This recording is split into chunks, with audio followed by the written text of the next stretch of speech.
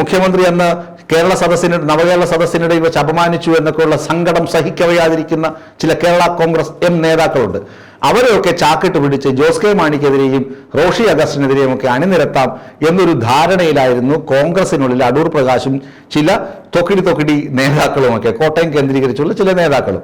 മധ്യ തിരുവിതാംകൂറിലും അതുപോലെ തന്നെ മലയോര ക്രൈസ്തവരുടെ ഇടയിലും കേരള കോൺഗ്രസ് എമ്മിന് നല്ല സ്വാധീനമുണ്ടെന്ന് CPM-നും അറിയാം, കോൺഗ്രസിനും അറിയാം.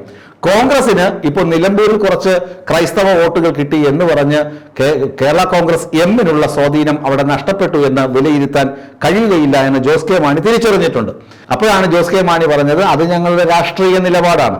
മലയോര ക്രൈസ്തവർക്കും കർഷകർക്കും അവരുടെ തൊഴിൽ, അവരുടെ ജീവിതം, അവരുടെ ജീവനോപാധി ഇതൊക്കെ സംരക്ഷിക്കേണ്ട ഉത്തരവാദിത്തം ഞങ്ങൾക്ക് കൂടിയുണ്ട്. അതുകൊണ്ട് അവരുടെ അവകാശങ്ങൾക്ക് വേണ്ടി ഞങ്ങൾ എപ്പോഴും പൊരുതിക്കൊണ്ടേയിരിക്കും.